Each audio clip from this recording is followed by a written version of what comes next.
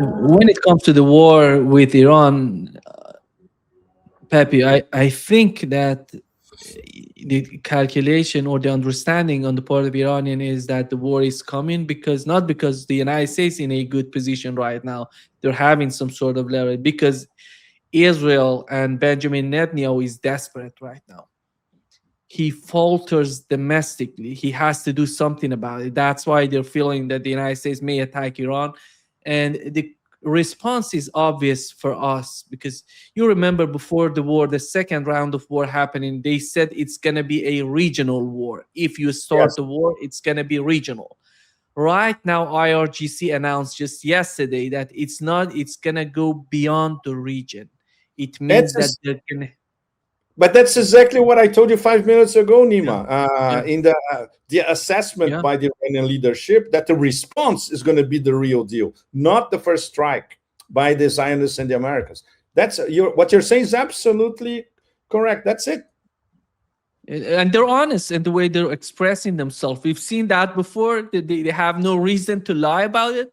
When they Exactly, say they're not something, they lying. No, mean it. it's, and they spell out their position clearly over and over again every day. And obviously those clowns don't listen because it's genetically impossible for them to listen and to admit that the rules of the game have changed. And I would assume they're gonna hit Diego Garcia. They're gonna hit somewhere close to Could be, Greece. right? Quite Those possible. Jack bases, Garcia's all those bases that have been used during the war, the second round of war, they're gonna get. They're gonna hit them. yes, And because they are all legitimate targets. Absolutely. Mhm. yeah, and putting that aside, Pepe, we had something from Saudi Arabia. They call it non-aggression pact. How does that fit in the new picture that you gave us about Eurasian concept? Are they Yeah. prepared to accept something from Saudi Arabia and GCC countries to be the silent, to be at the margins of a new security architecture? No, if there is a new security architecture guaranteed, especially by Russia and China, this will encompass the GCC, and in this case, the umbrella will be provided by Pakistan. That will be the major game changer. It will not be the US anymore.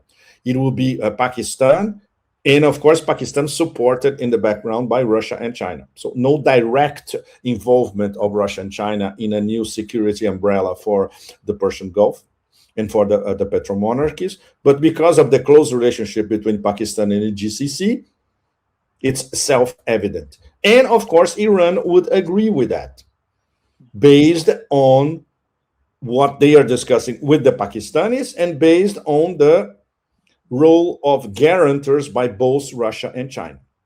So now we're talking about, and it applies once. It's a multipolar negotiation between all these Eurasian players, which is how are we going to secure West Asia again in a completely different framework that we across Eurasia control and not controlled by the empire of chaos, plunder, piracy, the whole everything that they do so well, right?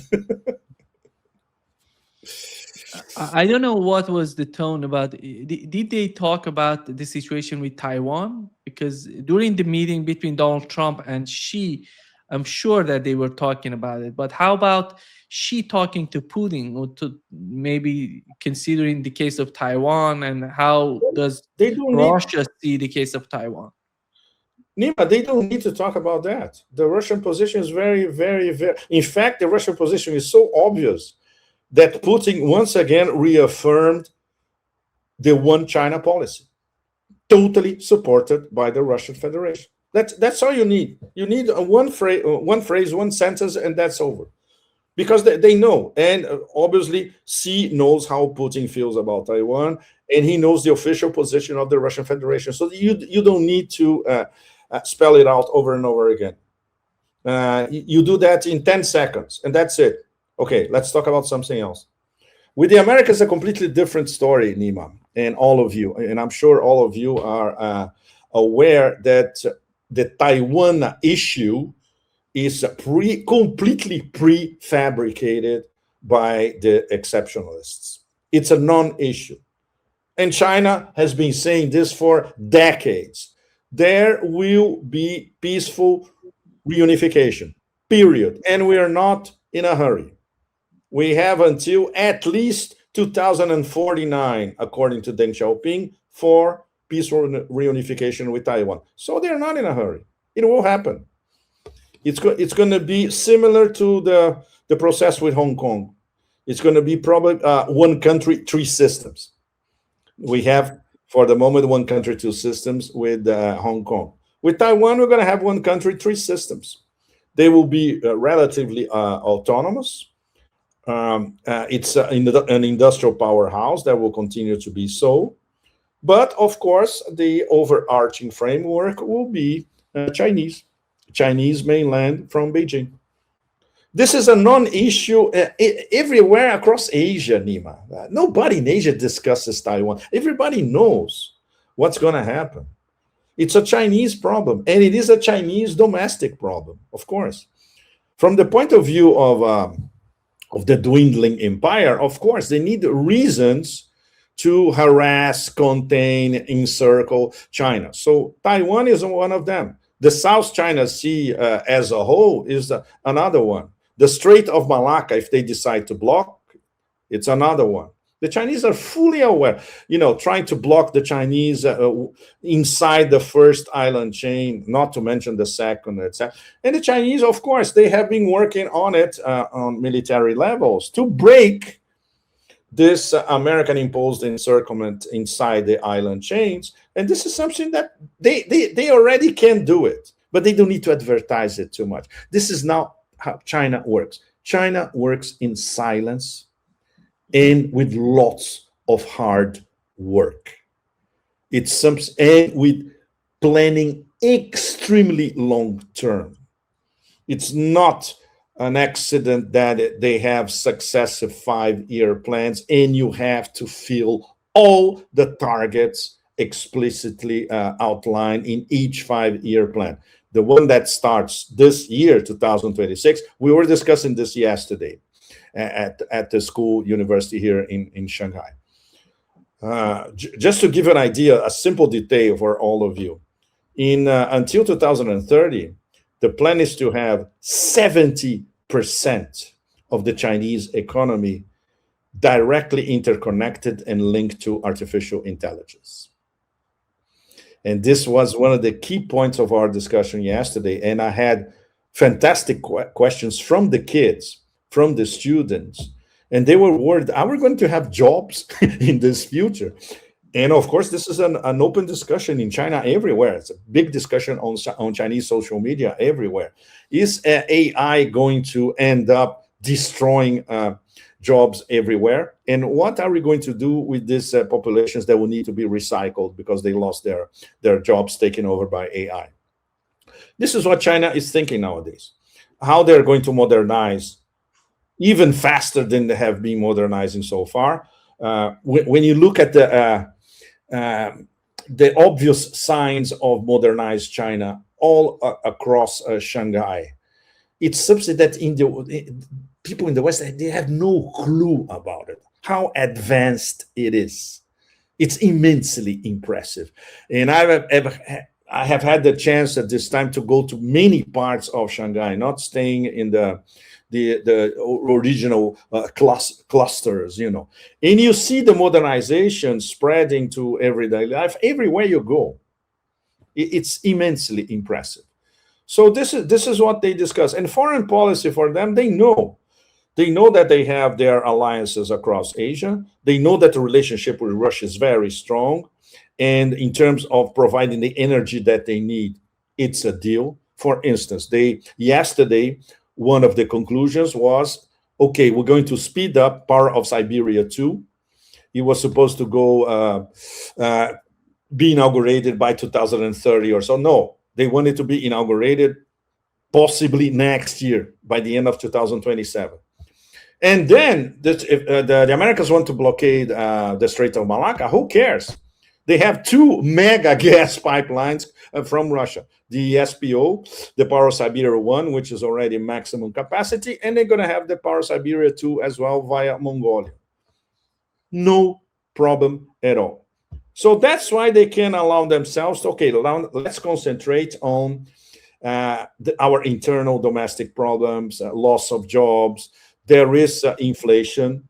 It's not stratospheric like in many Western places, but inflation is growing in China. So they're concentrating on tweaking the model, which essentially works. So that's the number one preoccupation, and it's preoccupation of the 5-year plan. The only external problem that they have is American harassment, containment of China by any means necessary. And of course, these direct and indirect wars against China. They know perfectly well that the war against Iran is also a war against China. Everybody knows that. If you ask kids in college, they know about this. Yeah, it's so amazing because some people are trying to say that the only thing that matters to China is making money. They don't have any strategy. They don't. It's just. Nima, look, maybe I'm getting too old for this shit. I don't have patience for stupidity. Yeah, exactly. Not with my age and not what I lived all across the world for the past 4 decades. So when I come here as a student. And yesterday they were telling me, you want to go back to be a student? I said, oh, yes, if I could, I'll be here in the classroom with you as a student learning.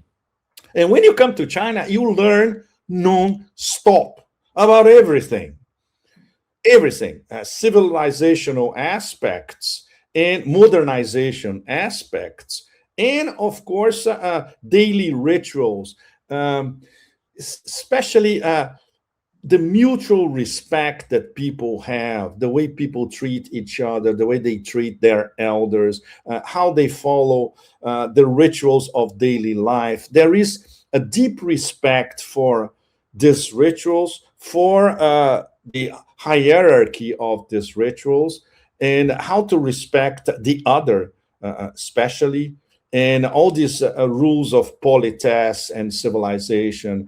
It's extraordinary. It's always a learning experience and a humbling experience. You're learning from them all the time. And of course, they are hardworking. They don't want trouble with anybody. They want to make money with the whole planet. Of course they do. They are a merchant system, of course. And they are doing that. But they want to do business on a win-win basis with everybody, including their opponents, including the empire of total chaos. But of course, they know that it's going to be very hard, especially now that they are already the number one geoeconomic power in the world. And the people who run the show in the US, Nima, they will never accept that. They will try to undermine, harass, do all sorts of horrible things against China. And this is not going to change. But the Chinese are ready. And that's the main difference. I would say this attitude started to solidify last year when Trump launched his first tsunami of sanctions against China last year. I remember well, I was here in Shanghai at the time. And we could see that the reaction was completely different compared to the past. They stood up and they said, you want to mess with us? Okay, just wait. So now it's a completely different story. Now the Americans are learning that they cannot mess with China. And China knows how to, or at least like Xi demonstrated last week, he managed the Emperor of Barbaria, and at the same time, he was smacking him on his teeth with such subtlety that the Emperor of Barbaria didn't even notice. This is what civilizations do. They are sophisticated enough to go for broke, but of course, in a very civilized way. Pepe, did Trump try to convinced Xi to buy energy oil from the United States? And what was the This is what response from Xi? this is what they say. Once again, bullshit, spin. You don't see this anywhere in any of the official communiques by the Ministry of Commerce. And obviously, the Chinese are not going to buy American energy. For what? They're going to buy energy from their enemy. No bloody way. No way. No, this is American spin. And that's the problem, because they spin all sorts of bullshit. It is picked up by everybody around the world, including independent analysts, and they reproduce it without checking with the Chinese. And of course, the Chinese are not going to tell you all the details, but they can simply issue a no, this is not true, which they do all the time. There you go. Just to wrap it up, Pepe, can we say that the Trump's agenda to dominate the energy market is over because of what has happened in the Middle East, because of this summit between Xi and Russia about the new pipeline you mentioned between Russia and China, and how is the energy market for Eurasia as time goes by? Well, no, it's not. It's not. Nima is not over. They're gonna try to pull new tricks. Of course, they are absolutely desperate because the whole Hormuz operation failed.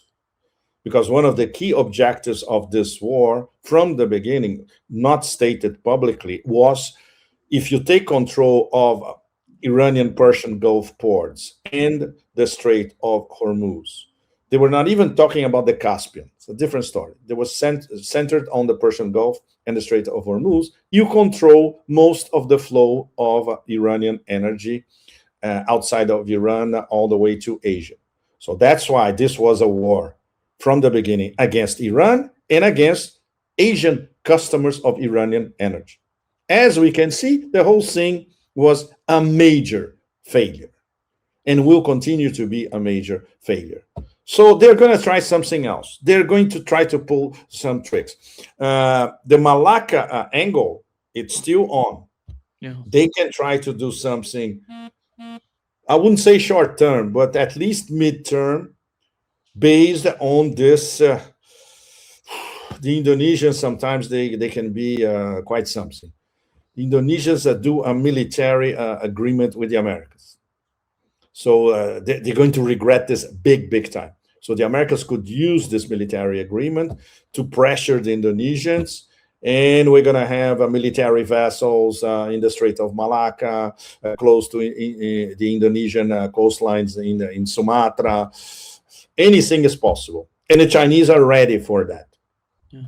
And the other players in Asia are also ready for that. But if there is a strategy, Nima, with the Americans, they don't do anything strategically. It's always tactics, one tactic after another. The overall desire, not strategy, is to block choke points that are used by the Chinese anywhere. The problem is they're running out of choke points to block. Yeah. Because the options for the Chinese, they're multiplying by the day. Guess one of the most important discussions at the St. Petersburg Forum, which is going to be in 2 weeks from now. I hope to be there. Once again, the Northern Silk Road, as the Chinese call it, the Northern Sea Route, the Russian denomination, the Polar or Arctic Silk Road, the Chinese denomination. That's it. Once again, bypassing the Suez Canal. The International North-South Transportation Corridor, which is, once again, Russia, Iran, India. Maybe India will be out of the picture sooner rather than later. Who will jump in? China, once again. Especially now that the port of Gwadar is being used like an Iranian port. This is one of the most fascinating developments of these past 2 months. In the beginning, intuitively, there was this feeling that Chabahar was competing against Gwadar. Chabahar, as you know, Anima, in Sistan Balochistan in Iran, and Gwadar in the Arabian Sea in Pakistan. Distance, 80 kilometers. Very, very close. So they were natural competitors. Now, not anymore, because the Iranians are using the port of Gwadar as well, which is part of the new Silk Roads. It's the terminal in the Arabian Sea of the China-Pakistan economic corridor. And what this spells out once again, very close collaboration between Iran, Pakistan, and China. Exactly. So exactly, Nima. So, but do the Americans think about stuff like that? Obviously not, never, because they don't think strategically. They don't think that their enemies or rivals or malign creatures or whatever stupid terminology they use are capable of thinking strategically and organizing themselves strategically. That's another example.